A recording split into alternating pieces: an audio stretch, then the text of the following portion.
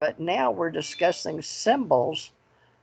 And she and I have been involved with promoting alien civilizations exist, ACE, the acronym for ACE, ACE Folklife, and helping people with their stories in the Alien Contact organization. She and I started just free to be in these groups in social media. They're just free online social media groups. And then we've got one, UFO Secret Space, we started, but it's all because of this radio show, TJMRCT Radio and Aquarian Radio.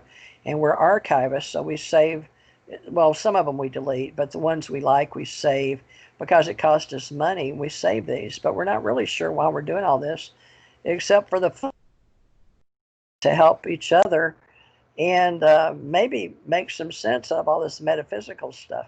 But what I was going to say about these signs is some of them I saw and I had sent to Dirk Vanderplug, thinking I was very interesting and strange, but he loved my work of ET matter, and he discussed The Secret with me, and we discussed Cell Team Prophecy, and we discussed me talking to Stan and working with Stan, and Stan in 2006, and Stan contacted me, and then we talked about both of us going down on Jesse Marcel, and I got to verify a lot of stuff. So it was Robert Morningstar was involved with.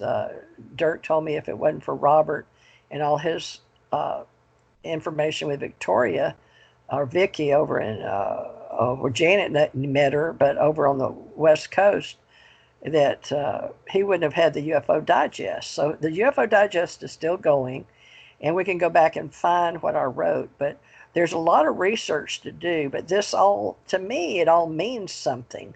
So these symbols had something to do with that Pennington thing in the over in the UK. And I've got Tina with my UFO Association, Alien Contact Org, working with Tommy Hawksblade, which is Thomas Sinisi, on Tuesdays. But they do a little show, but I'm just supposed to download those and keep them for them. But these symbols were on Jim Pennington's story in his notebook in the 0101 kind of things. I was downloading and getting these downloads. So I'm not sure what's going on, but it has something to do, in my mind's eye, with a higher intelligence. And then I've got some extraterrestrial intervention like Janet does. We don't really know what all this means, but we're going to do these little shows and talk to each other to try to sound logical, but yet I guess she kind of unpack it, if that's okay with. But Janet, yeah, really, I don't know about the Jim Penniston stuff, but I want to point out that some of these things that maybe some other Deborah or Karen or whomever wants to get involved with, you and me, if we can come up with these things we've experienced and see if we're the only ones or if there are other people, but that stuff on the extraterrestrial ship were some of the same symbols. And that I thought that was a little shocking, that there were symbols in extraterrestrials that maybe none of us individually have information, but what if it all goes together? And by the way, that ship that happened in, what is that place called over? I can't ever remember. Nick Pope works on it. Jim Penniston worked on it. Rendlesham Forest. Yeah. Rendlesham Forest, yeah. Yeah. Now that happened on December 26th, and they kept telling me there was that big, because I do precog work with an extraterrestrial connection, that I don't understand, Janet, but it has to do with these symbols and these visions, and it's like being prophetic, but you don't really want to admit to that. I'm not trying to be anybody's guru. I just want to be alone myself as a precog. But, I'll help Janet, because these are things that I'm curious about. I'm not trying to do anything except, have fun. But I think there's something to this with those symbols and extraterrestrial intelligence. And you have that curious, you were involved too with that. We said the word Stargate because the guy that Janet knew and I knew was working with the government, we think, but we met him through spiritual world. Was it Richard Higashida? One of them put us together. And he told me that don't forget. Well, one is a public figure. The other one was not, so I don't want to say his name. There's one that is not a public figure that attended the group, so we don't want to say his name. But Richard Higashida was a publicized leader of your spiritual center. So I think it's okay to mention his name. Is he still alive? I have no idea. Well, the thing Time was, is going so fast. I have no and it idea who's was, still alive out there. You? People but it was coming and spiritual. going so fast. Do you think Yeah, it was he spiritual? he was the minister of this church that was going on, and it felt spiritual to me. I didn't want a traditional church. I wanted to get to something unconventional, and that was right there. And so I went down, and that's apparently where we all met, and I met a lot of other people that greatly influenced my life in those early days when I was on Oahu. I went to Oahu on a spiritual quest. I wanted to find myself. I was just so lost in Pennsylvania, which was getting darker and darker, and now things are even darker than that. So I went to a place that was more light. Hawaii is very light compared to the mainland, energetically and spiritually. So, and I'm very sensitive. So. But I want to tell one more time where I had symbols. This was Okay, quite a another puzzle symbol for me. story. Well, it puts Another us symbol together. story. It puts us Right. together with this spiritual center. We are on a quest that started in Hawaii, and we're still on it because we're still here, Jean. But we just haven't done a lot of metaphysical breakdown Well, metaphysically. We're we're working. doing good. We're figuring it out. When you're on a journey, it's not about my timing. It's about the timing of the journey, and the information will come at the right time. And so that's not for something for me to determine. It just happened. So I was living here in Maui, and I actually forget the year. I have no idea what year it was. I can probably find it in my diary. But my I forgot to let the plum the in the sink the plunger off. The thing that was blocking it. And I left, and I came back, and my entire bedroom was flooded. So the bathroom flooded into the bedroom. And I live in the tropics, so it started getting moldy before we could figure out what to do. And we were putting fans on it and trying to dry it out. And that was my bedroom. And so I was living in there trying to dry this out, and it was taking several days. And I got very, very sick. And when you're sick, you can't think. So I couldn't make the connection of what to do to help myself. I was just getting sicker and sicker. And so I took some sinus pills and the tryptophan, which I think it was a pill to help you sleep. It's based on the turkey chemical. When people always get tired when they eat turkey. So it's this sleeping pill made out of the turkey, tryptophan or something like that.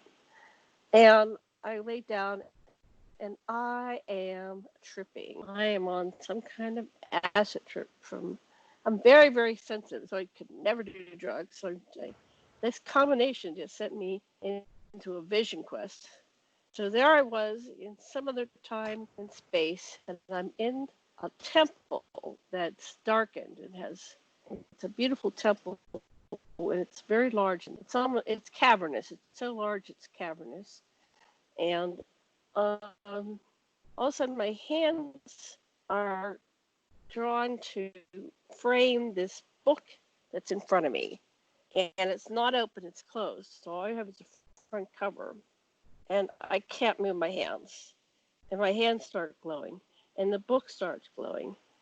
And all of a sudden, the same type of phenomenon I experienced with the clouds, where it was like cut out and the symbols came from below, and it was all symbols, and they were scrolling from down to up and then away, and but I heard words this time, and I can't begin to repeat the words, but it was like, this is who I am on this high soul level, and this is who Sasha is, and this is my mission. And so I got this download, which I don't have the individual words, but it was like, this is why I've come to the earth, and this is what I'm here to do.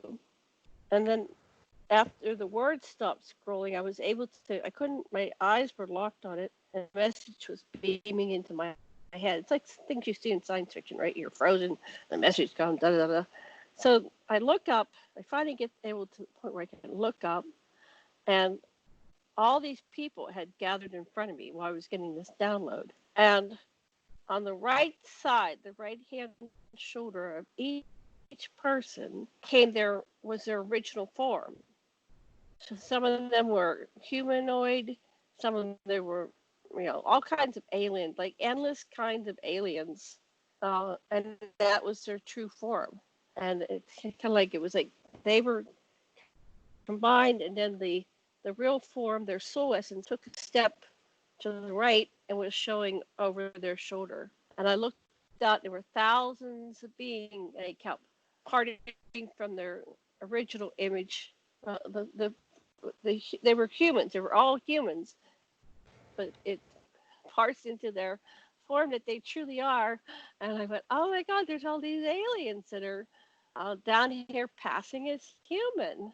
And then about that time, I was really sick, and my girlfriend, who was almost a doctor, the nurse practitioner, very high level, very, very qualified. She had been visiting our house when I said I have to go lie down. And so she came in to check on me, and she was taking my temperature, and she took my pulse, and I could hear her say, she's okay. But she was there when I was in this state of getting the download. And something made her come to check on me to make sure I wasn't dying. So anyway, that was my two big symbol stories. And I don't know what the symbols are, but they were definitely some kind of extraterrestrial contact. But the second one felt very Anunnaki to me. Felt like it was ancient, the Anunnaki. And the first one felt like it was the modern aliens. Back to you.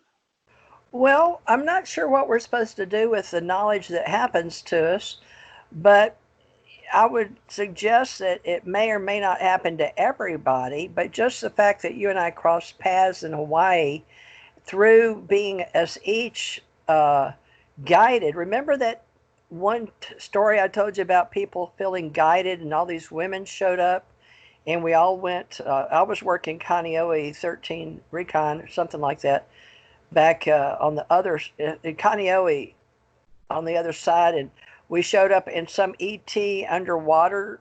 It came up, and it was like a Mm-hmm. something out of Hellboy, that amphibian-looking creature. But Mm-hmm. do you remember that story of it was like a light? I do. I remember this story, and you were on the north side of Oahu, and you told that to Ricky, who was on that Renegade radio show. I Yeah, remember you saying that. that was years ago, but I don't even know what happened to that show, and I don't know that we have it. But that thought just came up too. So there's a lot of strange things that have happened, unexplained mysteries.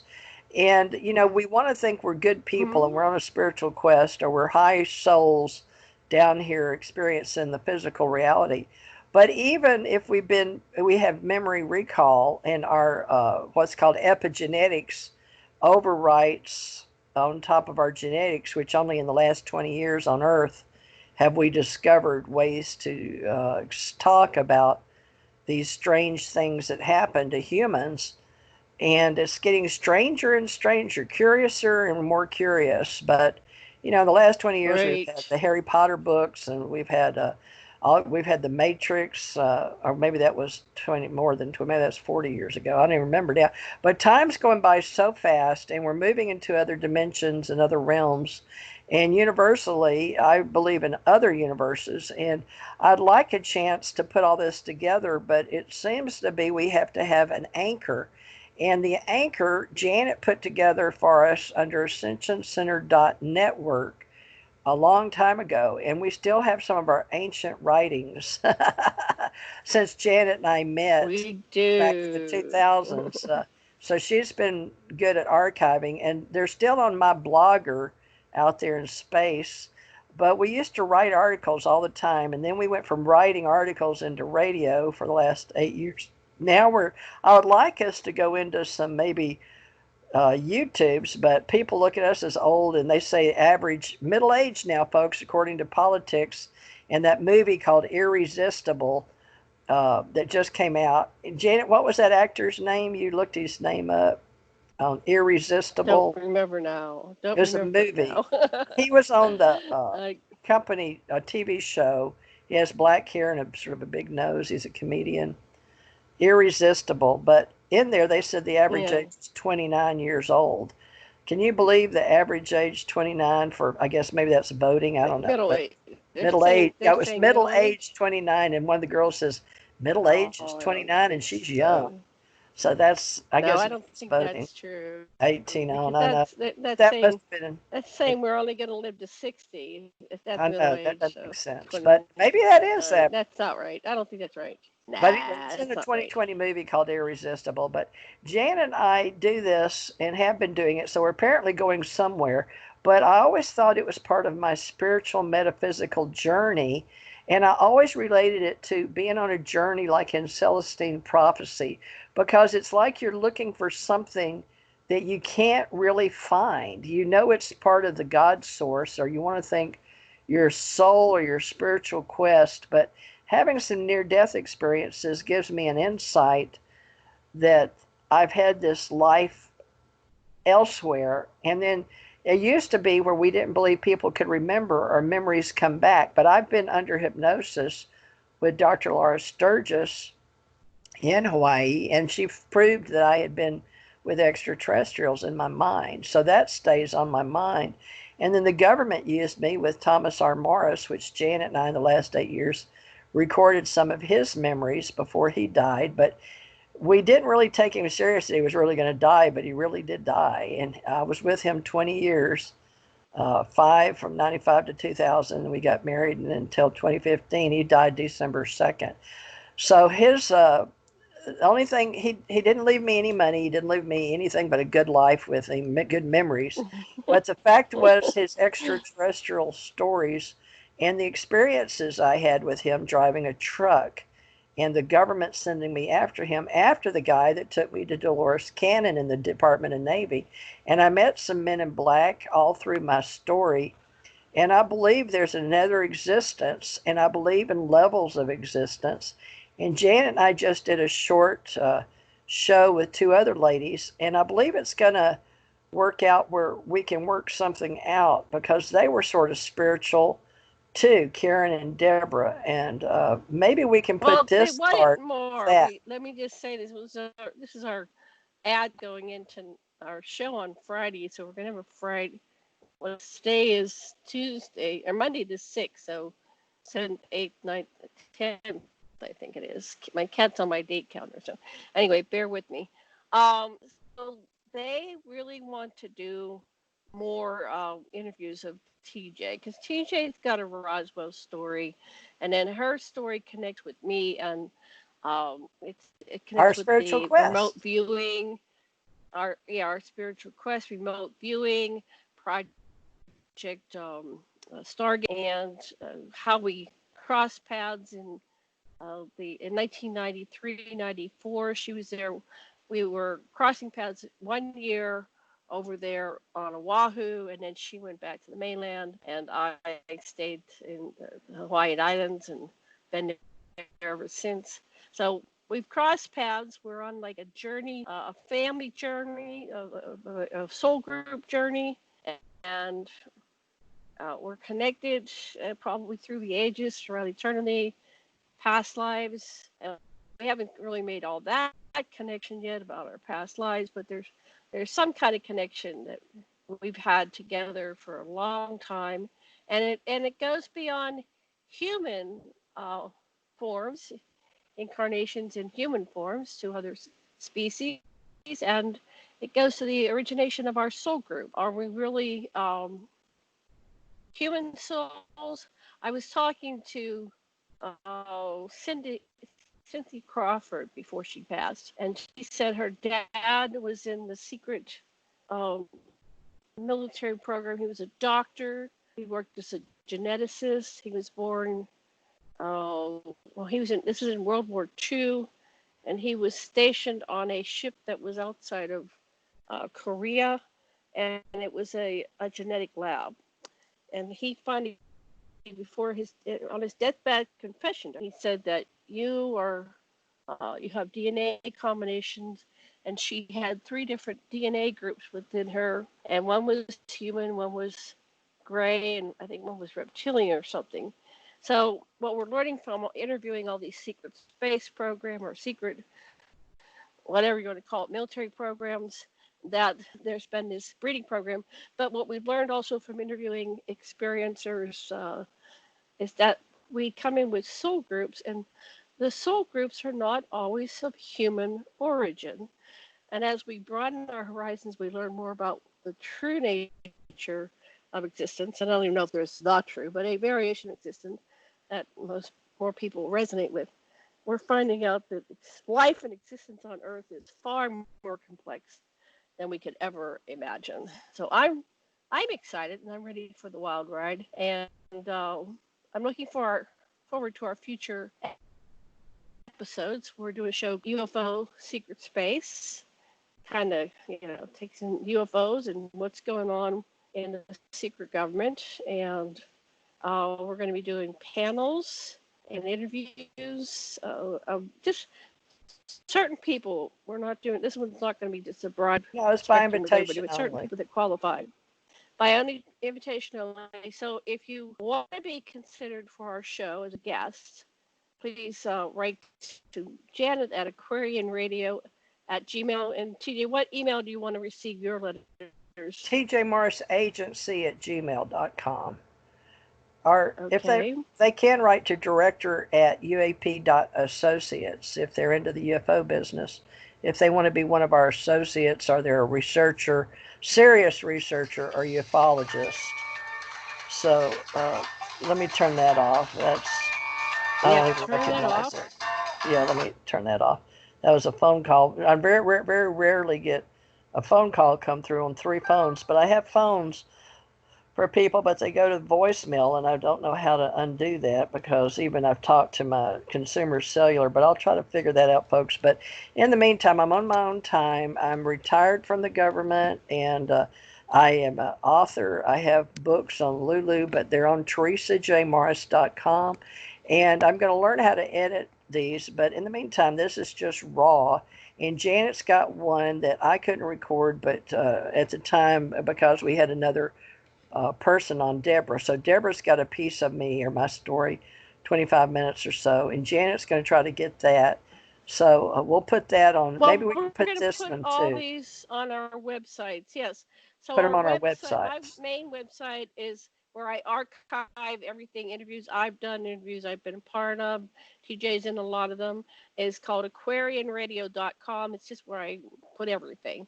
And TJ, where do you put your archives? I put them on several places, because I do an RSS feed, and then we put them on Spreaker, and they distribute them on Spotify, iTunes, Apple, all SoundCloud. But the main thing is I put them on TheresaJMorris.com, TJMorrisRadio.com, and TJMorrisETRadio.com, and I've got blogtalkradio.com, which is /TJMorrisETRadio.